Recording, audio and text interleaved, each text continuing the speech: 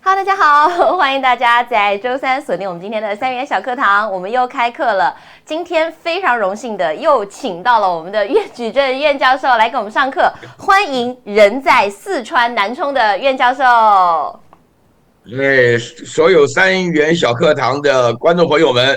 以及我们的三妹们，大家好！我这次算是喧宾夺主啊，到了我们三妹的家乡去了。对，还率先的感受了一下这个酒吧文化，到时候再感受一下。对，00后的文化，到时候再请我们的这个苑教授跟我们好好的来聊一聊。今天的话题非常多，我觉得首先从一个最近已经引爆了的话题来跟大家讲起来，全球都很关注的球王梅西，真的惹怒了全香港甚至全中国人了。这个是美国球队迈阿密国际和中国香港明星队的联谊的友谊赛当中呢，看到阿根廷球星梅西是全程未上场比赛，1分钟都没上，都坐在那个板凳上，惹来现场的球迷大喊退款，甚至怒斥这就是世纪大骗案。而且看到香港的特区政府2度发声说，简直是极其失望的。大家可以看到现在这个图中哦，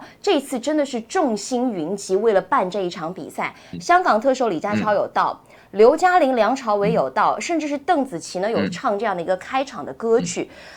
现在的一个舆论导向呢是2月7号，也就是今天哦，说这个梅西呢是否会在日本上场，成为了一个重要的观察点。如果是梅西在日本上场的话，那请苑教授帮我们解读一下这次的事件是否会提升到另外一个层次，变成一个政治事件呢？会不会变成政治事件？我觉得可能性不大。但是这件事情呢，牵涉到3个观念呢，对于全体中国人，尤其是香港人的心理的打击非常大，因为它牵涉到3个重点。第一个呢，就是这个香港本身就是一个重点。第2个的话呢，球王是一个重点，然后第3个的话呢，日本也是一个重点。我把这个事情串起来讲。好，首先第一个，这个足球在中国可以说是内心之剧痛非常非常强烈的痛。以前呢有一个很有名的主持人叫白岩松他就很天真的问了一句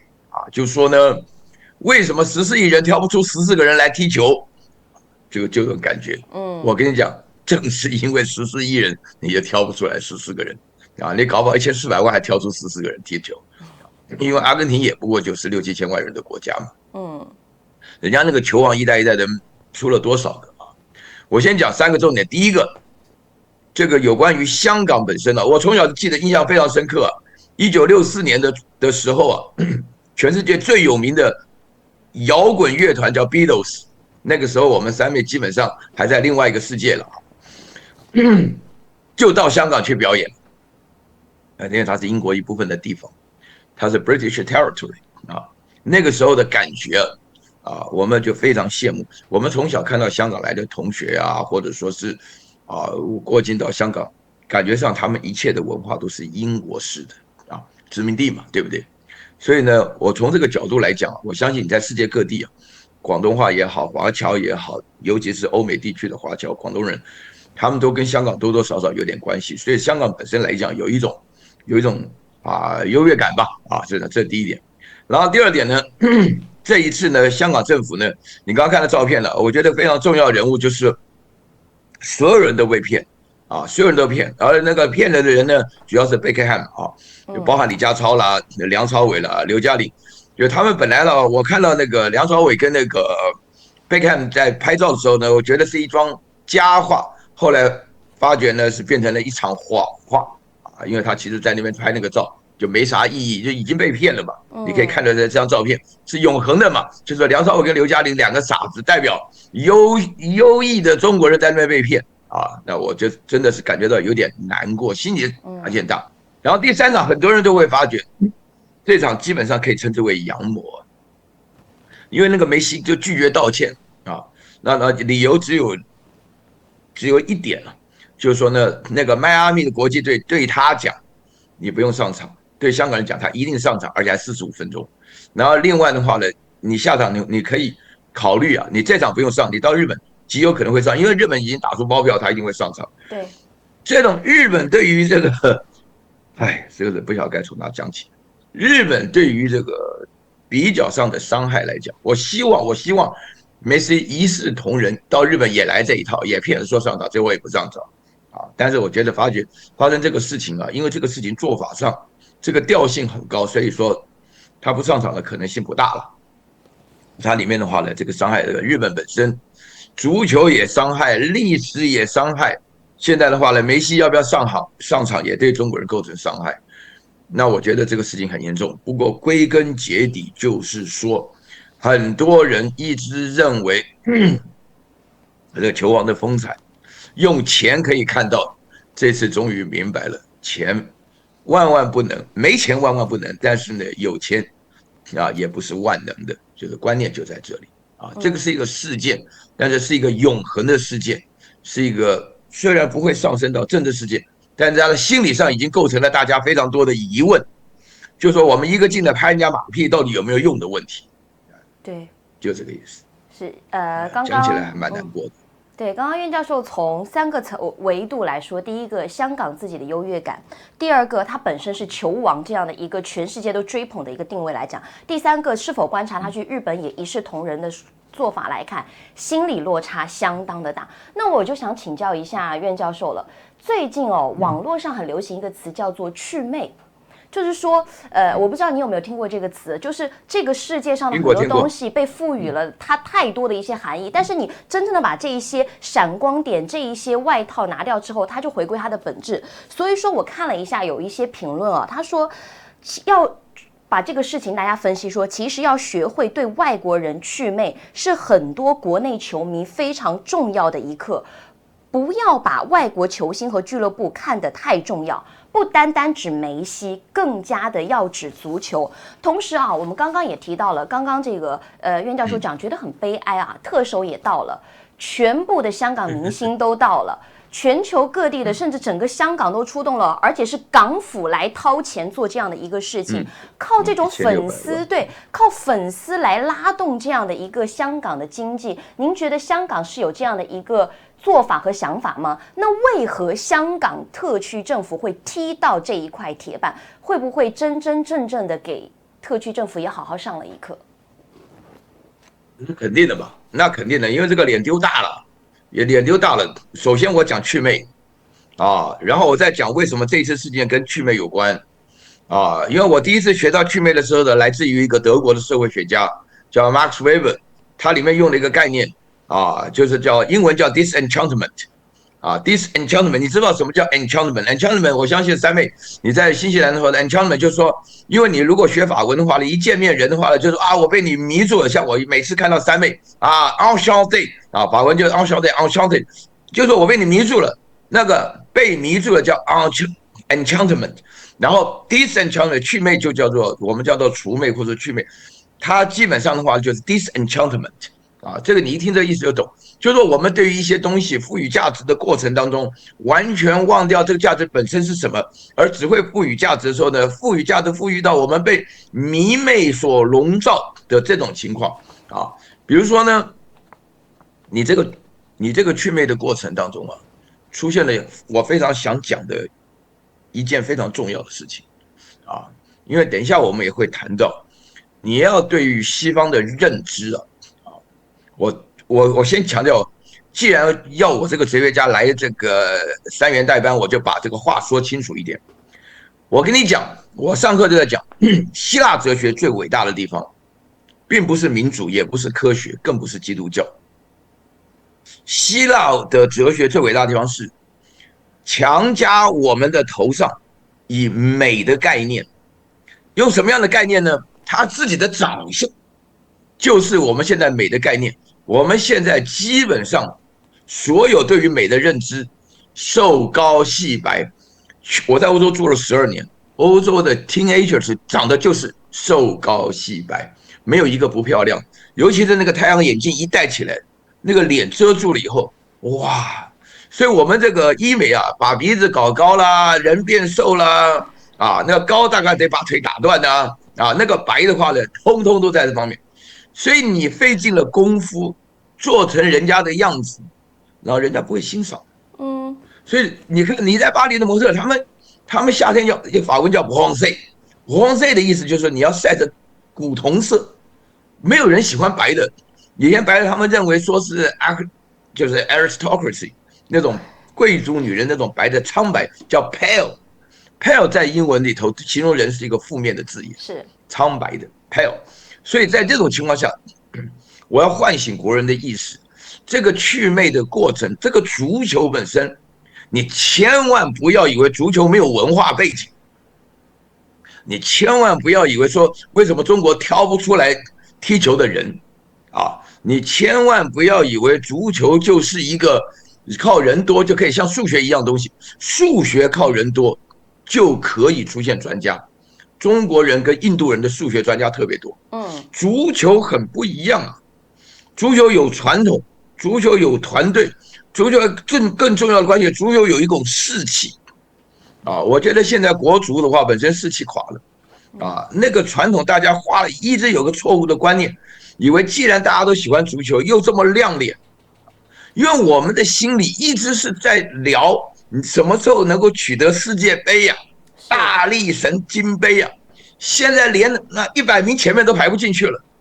所以梦做太多，比如说我现在做梦，什么时候跟火星女王结婚？这个火星上能不能住人都不知道，他跟火星女王结婚的，这个都不知道嘛。所以说现在出现了一个问题非常严重，就是说大家的想法过于不实际，不实际的理由是一方面被足球 enchanted， 再者被自己的这个种族论给 enchanted， 然后结合起来产生那种感觉，就是说我们什么事都比人家强。但是足球这里面牵涉到不但士气，牵涉到传统，还有一个非常重要的，就是说足球踢得好的国家基本上全部是不管小孩的，了解吗？我们这里管小孩管得非常紧啊，哪里有人愿意让孩子，就是说该去读书不读书，全部躺在街上踢球了，这个不可能的事情。所以你这个文化上来讲没有这个风气，但是光想要捡现成的，我们捡现成讲了3、4次哦，啊，这次请梅西来捡现成，啊，梅西来中国土地上踢球，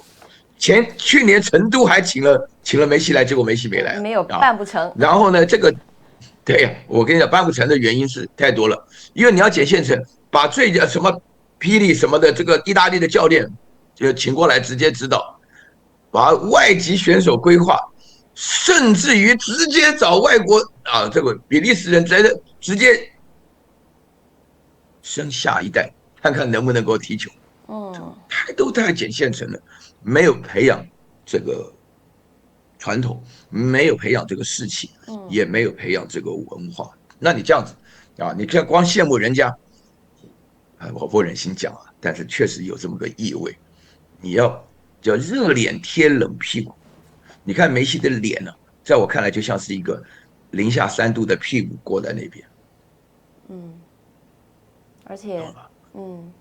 他从那个我顺便跟你讲一件非常有趣的事情。对，请讲。以前上次世界杯啊，有一次塞内加尔莫名其妙踢了一个世界第3啊，然后他那个时候到台湾来踢球嘛，啊，因为台湾跟塞内加尔关系不错，那些世界级的球员。他们的腿都是有保险的，连球衣都没有穿，就是穿了个皮在那边踢了2脚，意思一下。其实请球王来踢球，不是你想象那么简单的，不是那么简单。因为球王梅西他自己也知道，他还能踢多久，算起来每一天、每一分、每一秒都要算啊。所以在这种情况下，我非常惊讶，这个迈阿密国际队由那个贝克汉领队啊，会这样子明目张胆的骗这个香港人。骗全体中国人，我觉得我看这个消息有点难过，我真的很难过。我觉得你如果做事情没有自主性，你指望了别人来踢给你看，那800块到4000块的票想看到梅西踢球，你这有一点痴人说梦，你知道？就是一场阳谋，就是一场诈骗。但是呢，还是值得我们去反思。刚刚我觉得苑教授从很多事件背后的真相剖析给大家看，很心痛，但是必须要直面这些真相。我觉得可能我们才能够对于事件的本质有一个更完整的了解。还有一件事情呢，我也想请苑教授帮我们分析和剖析一下。这件事情也发酵了3-4天的一个时间了，就是1月31号的时候来看到美国国会议员的司法委员会举行了一个叫做大型科技公司与网络儿童性剥削危机的听证会。周受资大家都知道，之前已经大火过一遍的 TikTok 的这个首席执行官，进行被这个美国的议员叫做科顿进行了叫麦卡锡式的8连问，问他你是哪个国家的公民？你确定没有加入其他国籍吗？你是否申请了中国国籍？你有新加坡护照吗？你是否拥有其他国家护照？你是否申请过美国公民？你是否是中国共产党成员？你是否与中国共产党有过联系或者是隶属关系？到最后一遍的时候，周受资受不了了，很严肃地说了一句：再说一遍，我是新加坡人。我这件事情呢，想和之前的，因为最近以哈的冲突，大家都知道，哈佛大学以及其他2个美国高校的校长是被迫辞职了，因为他们就没有对校园当中一些可能叫做反犹的声量进行一个镇压。从哈佛大学的离职，沉默就是反犹，到现在住过新加坡就是认定你是中共。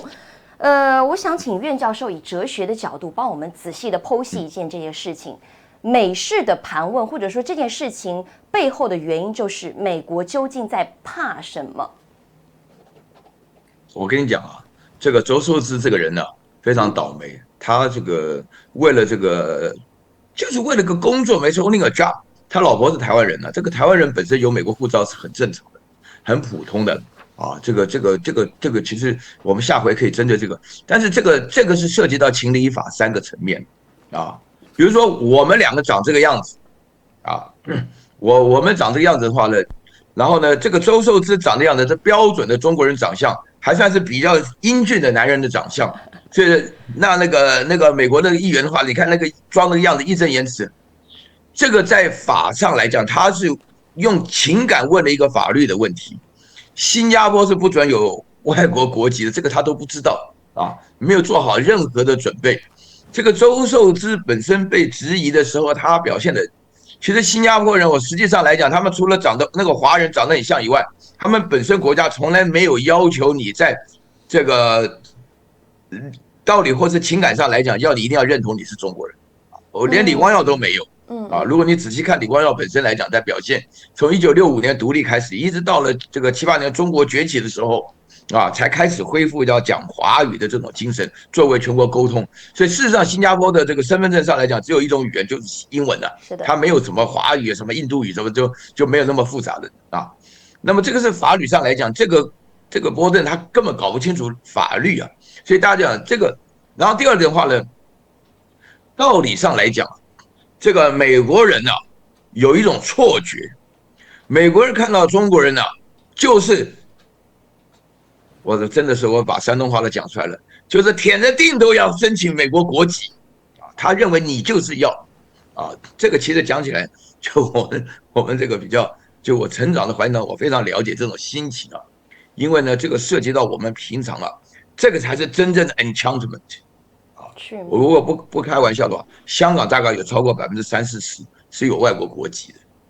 这个不是我们什么这个广东的叫侨乡什么的，我们提到他们广东侨乡，从来没有考虑过他们所侨居的地点啊，包含我们现在跟新西兰连线，我们到底有没有考虑过新西人是？新西兰是个非常特殊的国家，是唯一的 British Colony 当中把原住民留下来40%的，其他都杀光光了啊！所以新西兰是啊，新西兰非常非常特殊。以前我看一个电影叫《Piano》的时候，那里面那个台词我还记得很清楚。If you have no feeling for me, then please go。就是说，新西兰本身这句话我都记得非常清楚它是一个非常非常特别，就是说 Anglo-Saxon 的殖民地当中唯一没有把原住民杀光的地方所以他基本上可以每一次新西兰任何代表队，你看那些英国人就对不对来那一套，就是这个他们的那个橄榄球队嘛，叫 Black 嘛，对不对对那不管怎么讲，黑队。所以说我要强调说。美国人基本上认为，只要是中国脸的人，就一定会申请美国护照。而同时在情感上来讲，这个确实他讲对了，情感上来讲，这个连周受资在内，情感上来讲，马来西亚的华人、新加坡的华人，尤其是老一辈人，尤其是我这一辈人，情感上都会非常支持中国啊。所以我现在我如果去美国，他会问我有没有加入中国共产党的时候，我会觉得说你的问题很有意义，但是你根本都不了解这个背景，你没有做好功课，所以美国这个参议员他是非常无知，尤其是他那种表情，我老早就说过了啊，就我再也不相信我从小学习的那些鬼话，我真的能够把这些传统学习的知识内容当成鬼话来看待，就是我再也不想到外国去了。我发觉我这个心理上的这种 enchantment 一定要能够去魅，一定要 disenchanted。因为什么呢？因为人家根本不喜欢我。我说句良心话，我今天在这边讲，我的同事有很多外国人，我们跟他聊天的时候，聊着聊着，里面就露出他的优越感。这个你都不知道，因为对他们来讲，这种优越感他们是有等级的啊。美国人最优越，西欧人其次啊，东欧人因为经济情况下再三啊。那长得像这个斯堪的纳维亚人像瑞典人的那个俄国人只要一开口露俄国腔就很低。但是连俄国人在内我以前读书的时候，俄国人他们对于中国人的认知，你去仔细了解一下。三妹你不一样啊，女生不一样啊，我们男生就了解的太深刻了，非常非常惨，你懂吗？所以周受资在我们中国人普遍认为很英俊男人，在美国被玩弄，美国人没有这种检讨的会议，美国人说你们中国人就他妈贱就这样态度。真的是认为新加坡是全世界第2高收入的国家，怎么会跑去弄美国国籍呢？怎么莫名其妙？完全不研究的完全不研究的。美国人的议员呢，这个不是无知，这个是在你的情理法3个层面的认同上，他都没有做好功课像周受资这样的人做 TikTok 的 CEO 什么的，其实我觉得周受资比较难过，是因为他老婆跟小孩都是有美国国籍的人，这是一切事物的起源，你知道吗？是。我觉得好，你很难过。我再强调一遍，因为我们看到周受资留那个发型讲话那个态度陶喆、王力宏都这种态度，完全没有问题。包含那个很会滑雪的那个叫谷爱凌什么那个一样，通通一样。我们自己本身这个才是真正的 enchanted。我们基本上完全被人家认知，就是说，你如果长得很丑，像我在见到这个南充这边的那个拉塞人的样子，坐在那边接受，他就没办法想到这个了。就你打扮的很入时的样子，像三妹这样子，到了美国接受这个访问的时候，又讲 Do you have American citizenship？ 你即使说 No， 他也不会相信的，就这样。是，他就认定我们是这样。对情理法3个角度说，这个议员没有做好准备，但是也从侧面反映出来，就是骨子里面的傲慢，就认定了你是一个中国人的长相，你舔着定的都想要来到我美国的土地上，拿到我美国的那一张绿卡，甚至是美国人的那一个身份。那同时，现在其实我相信有很多人听到这一段很生气觉得说，我们中国自己富强了，或者是苑教授一直以来讲课讲的中国两岸终将统一，中国一定富强一定富强，对，一定富强。中国人富强了之后呢，就会在想说，习近平主席从2023年一直在提要说好中国故事，同时10年的时间过去了。刚好我有看一下观察者网，他有采访一个思想坦克的作者，也是中国人民大学重阳金融研究院的执行长，中美人文交流研究中心的执行主任王文，有专访他。他提出了一个问题，叫做中国有100万的哲学社科工作者，为什么没有本事讲好中国故事？当中，他是以这个中国智库和美国智库这2个对比来入手的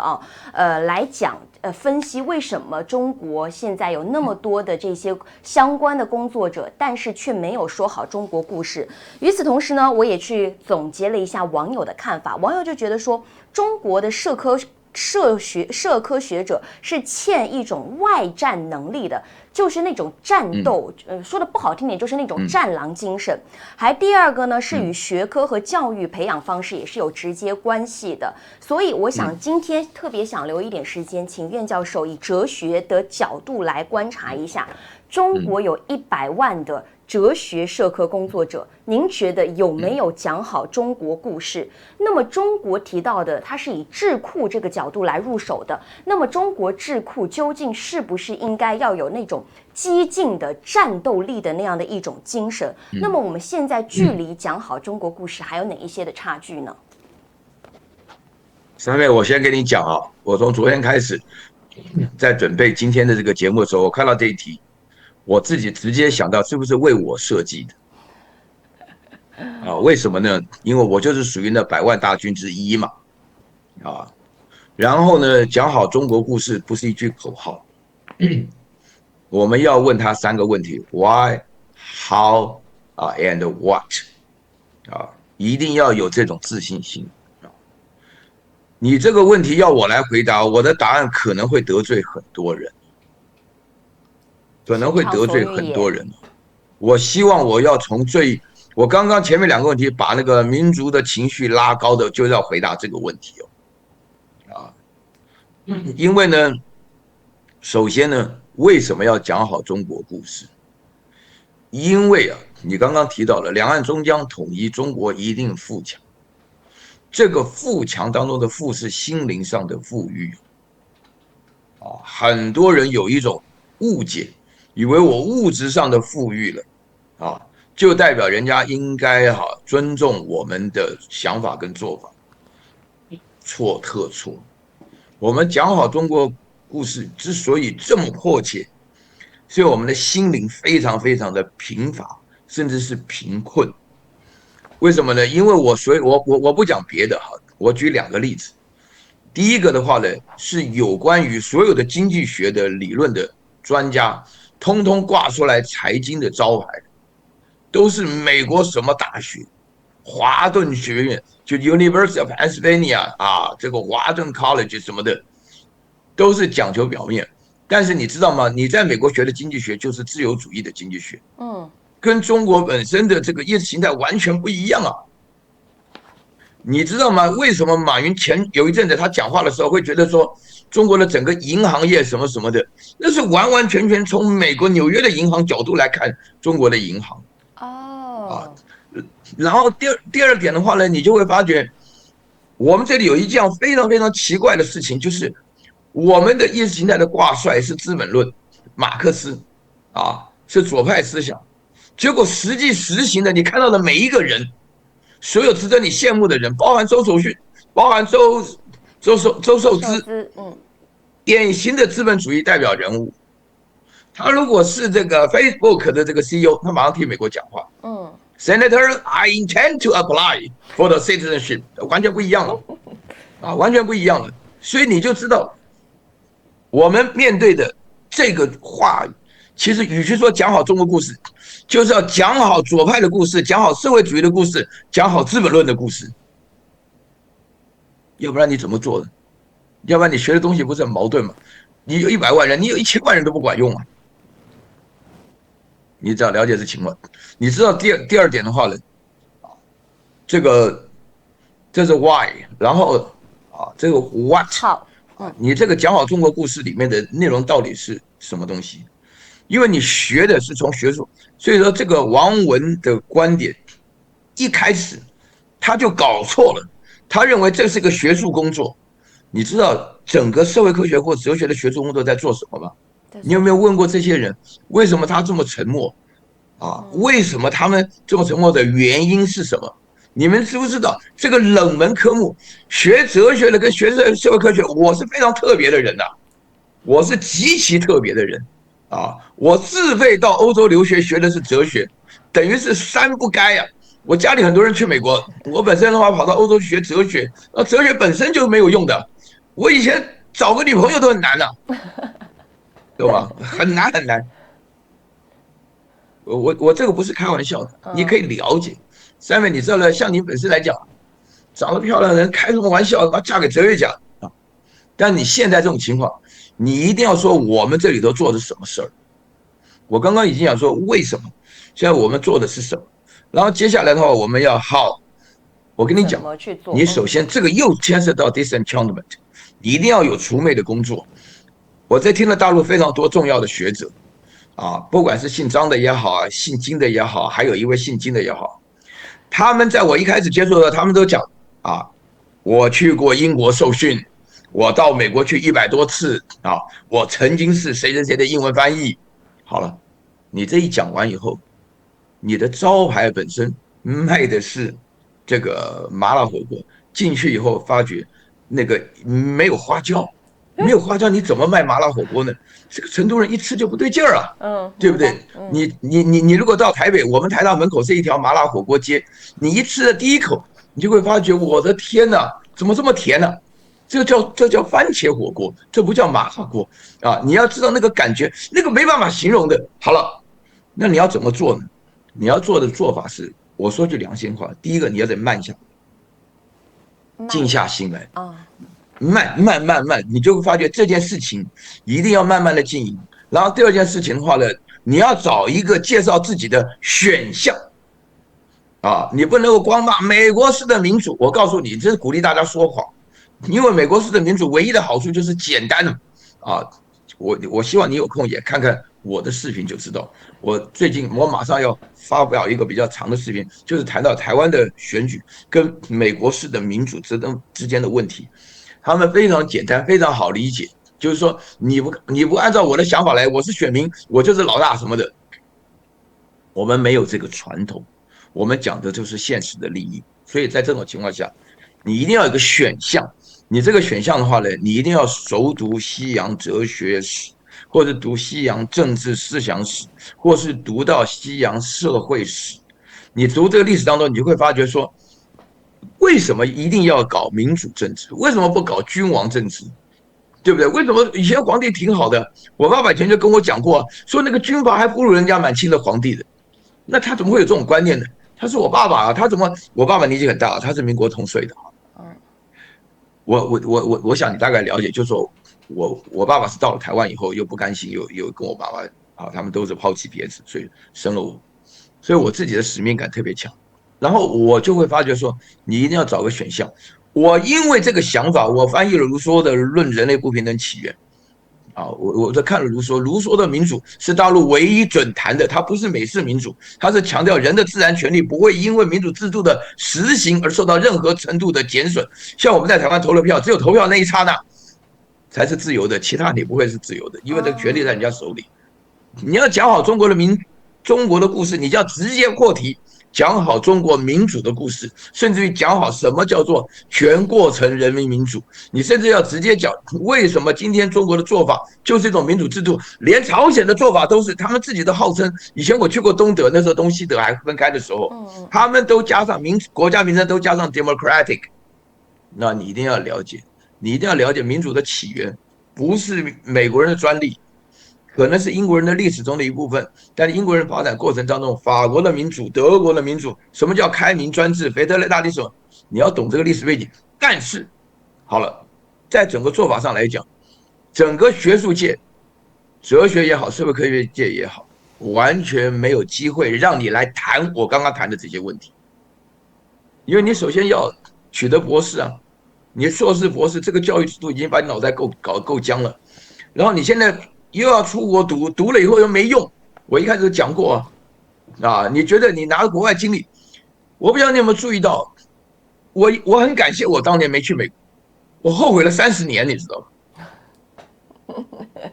我现在很感谢，因为我讲这句话的时候，对不对？我左右开弓啊，我做了法文的翻译，18世纪的法文呢，里面的整个的我强烈的感触啊，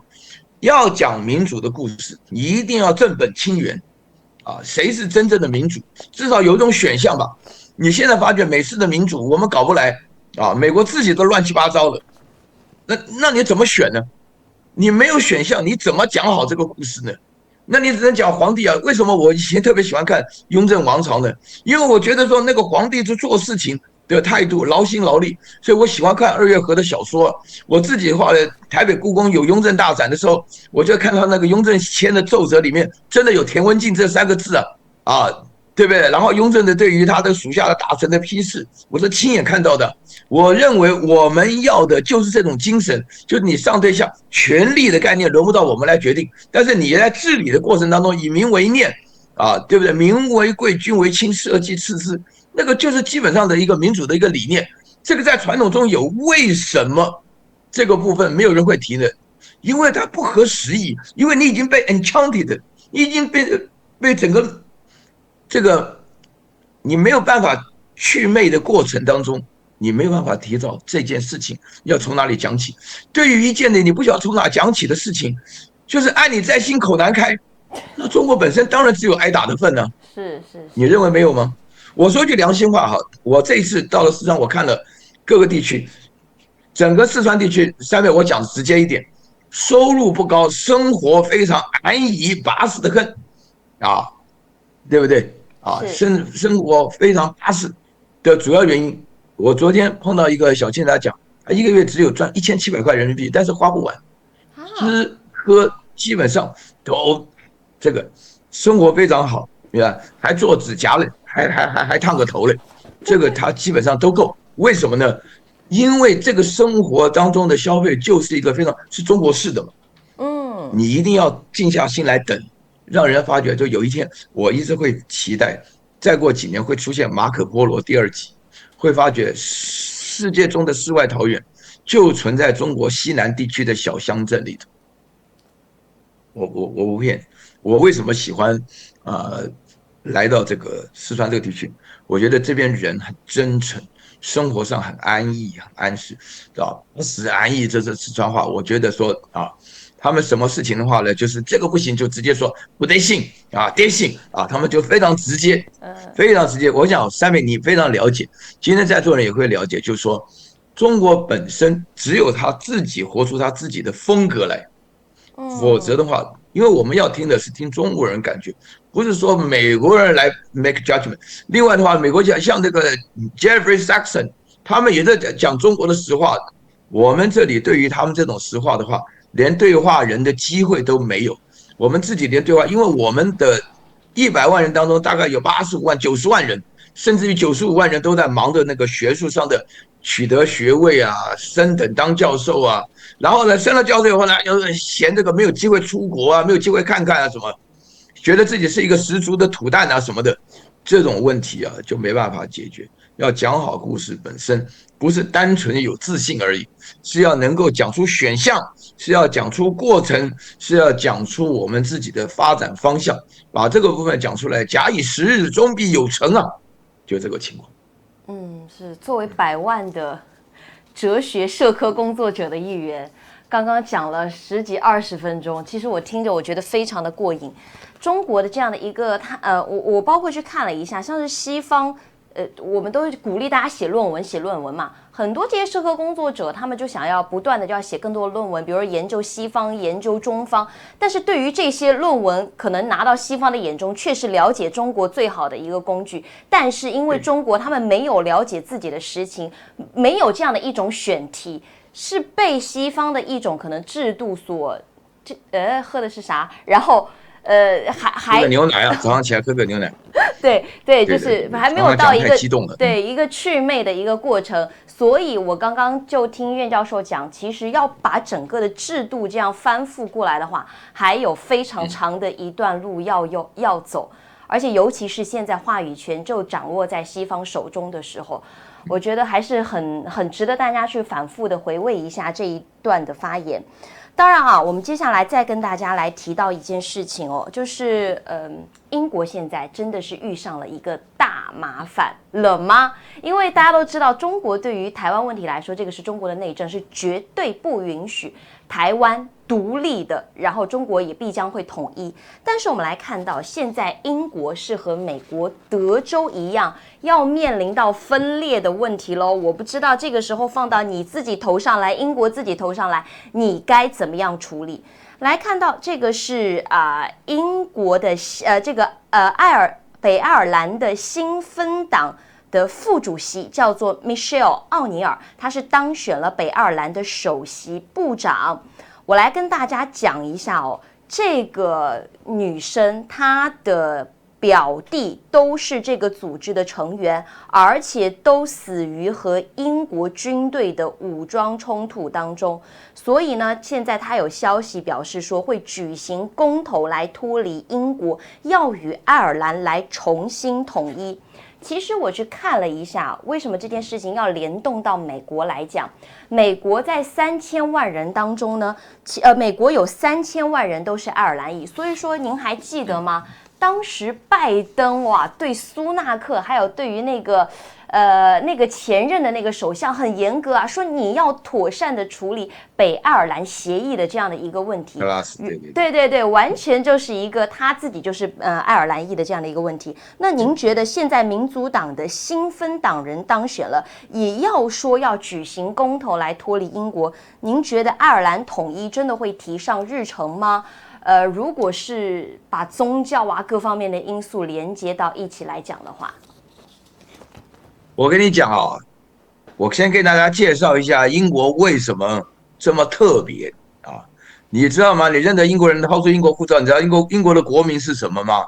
啊，英国护照上面写的很奇怪啊，我不晓得你在新西兰常看到英国护照了，这个不用讲，它的名称叫 The United Kingdoms and Northern Ireland。Yes， 啊，这个大家都知道，你可以在网络上可以随便找。对，这里面的话呢，第一个，什么叫做 English， 什么叫做 British， 啊，什么叫 Citizens of United Kingdoms， 然后什么叫做 United Kingdoms and Northern Ireland， 这是4个阶段的英国历史，我们统称为英国其实是错误的。我们通常讲英伦三岛也不见得正确。啊，就是如果你讲英伦三岛是 United Kingdoms， 就没有想到 Northern Ireland 就北爱尔兰。我跟你讲啊，英国人最失败的地方啊，就是他殖民了爱尔兰岛。其实啊，我以前在读书的时候，我隔壁这个很好的朋友是爱尔兰在美国航空母舰上的一个神父。他每一次跟我讲到说是他自己亲口跟我讲，他讲到爱尔兰被英国殖民700多年的过程当中，完完全全是天主教会救了这个爱尔兰人，因为他们是 Gaelic 的，他们本身来讲种族不同，但是英国本身来讲呢，强迫他们讲英文，爱尔兰的语言呢能够维持啊，最主要原因是因为教会。因为爱尔兰的教会，我跟你讲非常有趣，爱尔兰人比英格兰人还早相信了基督教。所以从爱尔兰的角度，在西元5世纪的时候，他们就有人呢从爱尔兰派到欧陆这边来传教啊，什么各方面，很早。他们今天这个语言啊文化能够维持的最主要的原因，就是因为他们的天主教教会啊。所以爱尔兰本身来讲，他们唯一抵抗的方法跟现在加沙走廊一样，妈妈拼命生孩子，没别的办法。以前呢有个电影啊，非常有名的英国大明星演的，就 In the Name of Father， 大家有空去看一看，就知道我在留学的过程当中，哇，那个 IRA 啊，就是你一听到他 O'Connor 就知道他有一个很有名的歌星最近刚死，叫 Sian O'Connor 啊，他们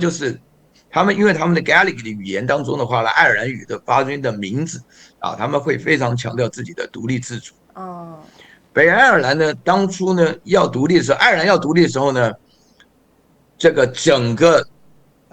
东西南的爱尔兰都是所谓的 gentry class of gentry， 就是大地主啊。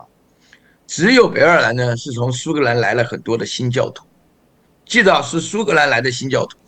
然后这些呢一公民投票决的时候呢，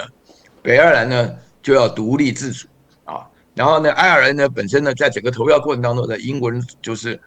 做了很多这个花样啊。那英国人当然搞这一套很厉害。所以说呢，产生的一个结果呢，就北爱尔兰呢就跟英国合并了，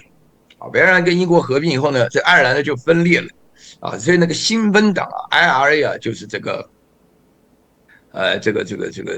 Irish Republic Army 啊，它这个中间最重要的就是那个 Republic 因为英国是这个 Monarchy。他们就是强调自己是一个共和国，所以叫爱尔兰共和国。你要知道，这里面的每一个细节都非常非常有意思，构成了英国非常大的困难。基本上在抗议英国的时候，不但是不要命的，而且基本上的话呢，谁大了就炸谁呀、柴切尔、Margaret Thatcher 所下榻的旅馆都被 IRA 炸过，所以你一定要去看这个《In the Name of Father》这个电影里面就讲到爱尔兰本身遭遇到的这个困难的情况，所以搞到爱尔兰这个共和军最后必须要杀自己的内奸的这种情况下，非常非常激烈啊！他们甚至为了对抗英国还支持巴勒斯坦人，什么的都是好了。那么英国本身现在所面对的情况，他自己有一种莫名其妙的优越感啊！英国的优越感本身来讲，出现了一个非常大的一个问题，他看不起欧洲，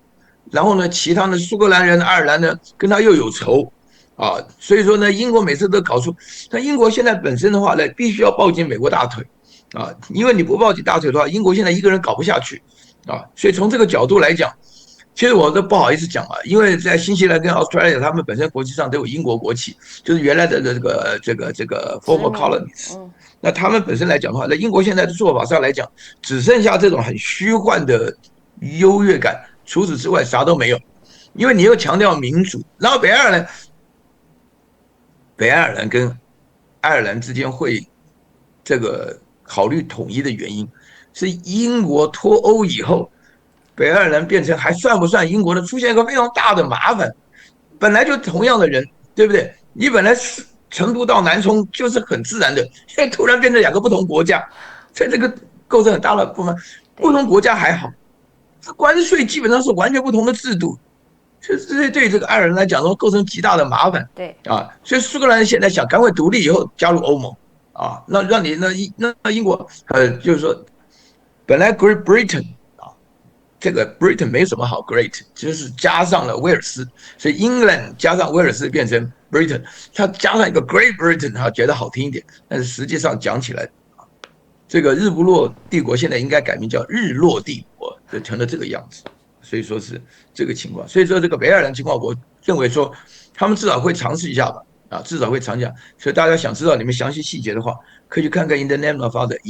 以父亲之名。啊，就看这个电影就了解这爱人有多么恨英国人，是哦，是这样情况。好，感谢我们的这个苑教授提供一个这个电影，大家如果感兴趣的话，可以去参考一下。对，日不落帝国到日落帝国，他这个男主角很棒，男主角就是演林肯，最近得了终身成就奖的这个。哦，是。然后大家去看一看，包括英国，它其实不叫英国，它的每一个地方的地名，如果是你用英文翻译的话，非常有意思，而且魔鬼都藏在细节里面，大家仔细去看一看。对，最后一点时间哦，因为我们快龙年了，2024年。是。我要请苑教授给我们谈一个好这个聊的一个话题，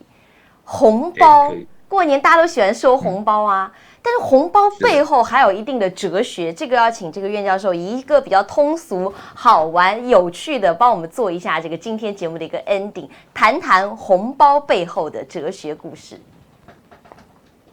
我觉得红包背后的哲学有3个方面啊。第一个的话呢，红包本身的那个红我们中国人你看今天3辈都穿了个红，红大红的，我们觉得这是吉利福庆。觉得说是反正我们对颜色特别敏感我跟你讲，这是一个象征主义这个红包的重点不在于内容多少，在于它是一个红色的，所以象征我们喜庆嘛，对不对？然后第二个呢，红包本身呢，象征了哲学当中的实用主义，它非常 pragmatic， 象征非常实用主义。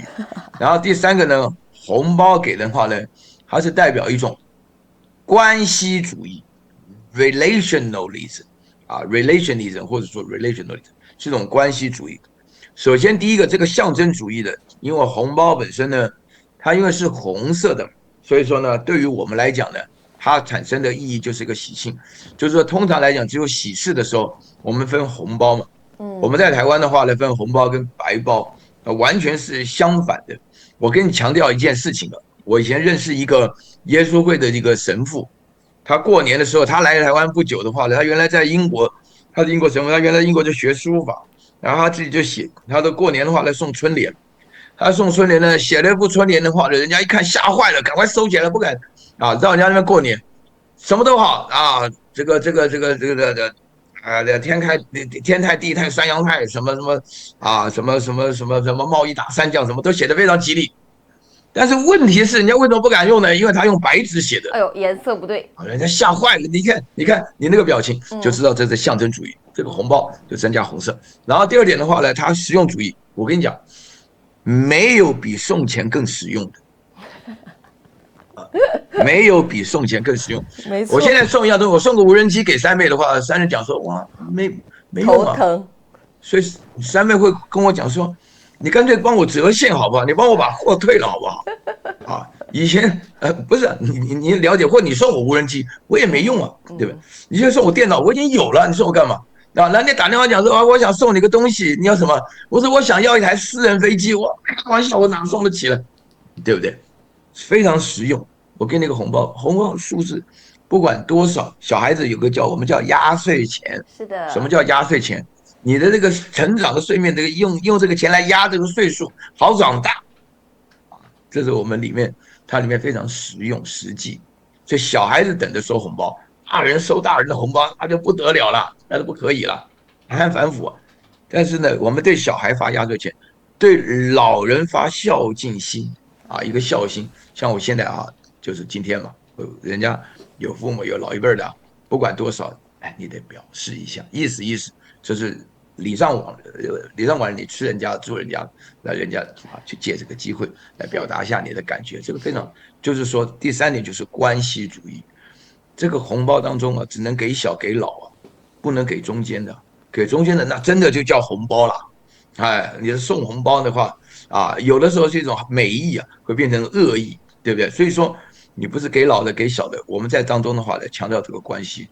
这个关系中非常重要。比如说没结婚的，就是小孩，就有压岁钱，就有红包啊，是啊。有很多人，你要了解哈，你要懂这个关系，啊，人家一下的话呢，懂关系呢也有3方面的好处。第一个呢，人家发觉你知书达理，家里来了一个读书人，我们习惯性觉，然后再者的话呢，人家觉得你对我们这个了解的关系分得非常清楚。第三个就是加强彼此之间继续往来的关系，所以红包虽小，但是意义无穷啊。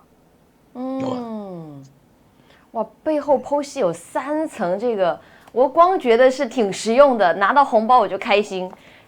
但是这个对，背后的哲学确实还蛮……我跟你讲哈，对我举个例子，你拿到红包的话呢，你在我们这个地方的话啊，它消费比较便宜嘛，在南充的话，对，你做指甲、烫头啊。做假睫毛，这叫做过年3件啊，他们都是这样讲啊，过年3大件啊。那你这个的话呢，在这边的话呢，大概1000块钱以内搞定了，搞定了就很好啊，对不对啊？那你这样的话，人家自己他平常不跟你讲，哎呀，我想搞的就很庸俗，但是你给他红包，他自己做决定，人一看大家过年的时候都精神焕发，很好啊，对不对？你也觉得很好，而且他自己做决定，他觉得你懂我要什么。要让我自己来选择，这个不是很先进的一个概念。袁教授，所以红包底下，袁教授老提南充啊，这次去感觉怎么样啊？特地到了成都周边的一些城市哈。对，我昨天中午是吃了羊肉汤嘛，不是跟你讲了嘛？对。这里我跟你讲这个羊肉汤真的好吃啊，因为他那家店里头也有煮的。啊，也有这个凉拌的麻辣羊肚啊什么的。哎呦，哇，真的是不得了！我跟你讲，3位我不敢再讲。然后晚上吃的是川菜炒菜，啊，就是那个鸡脚板啊，鸭脚板，鸡脚板，就是那种鸭脚板。对，鸡脚板，对，干煸的啊，非常麻辣，很香了。而且的话呢，我们每一餐呢都是喝这边自己酿的、自己烤的。高粱酒自己烤的啊，这个你帮我翻译一下吧。自己酿的酒了叫烤，四川话酿酒叫烤酒然后每天都是小酌1-2杯。为了这个小酌1-2杯，我还去买了一个小杯子，怕喝多了。对，今天中午要吃一个南充的特色，要吃一个这种火锅，上面中间是火锅，旁边一圈是就可以煎的牛排吃。这边牛肉。我特别喜欢吃牛肉，这边牛肉特别便宜这很好吃。我都不知道什么中间是火锅，两边是煎的。你本身，我跟你讲，你啥都好，你就是你做错选择，你应该常常回来。对，我倒是想，这个疫情4年，好吧？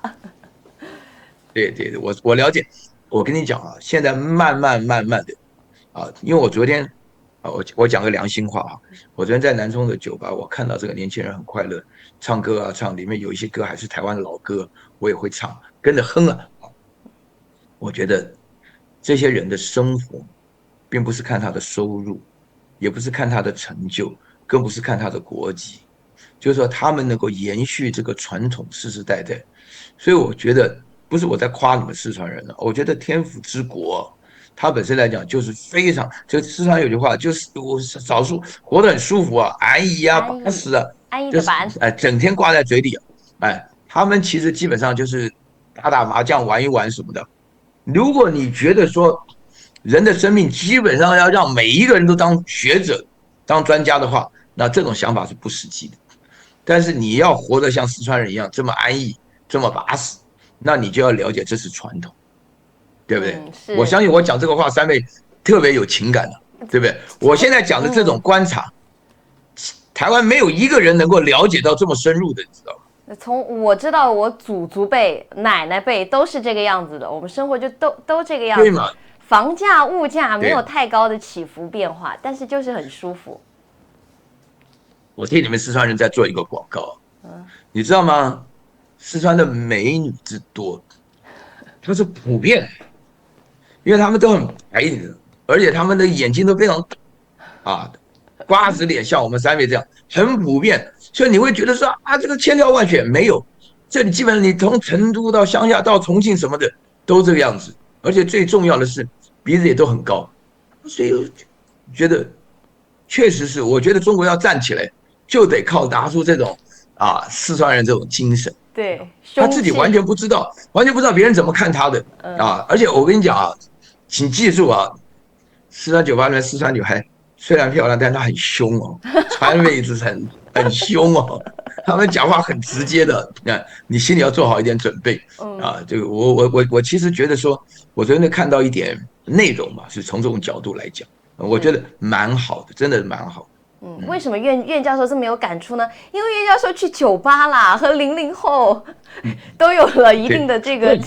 你不要去讲。少部分的有00后，因为大家在一起嘛对了，我跟你讲，我讲的00后不是跟着我一起去的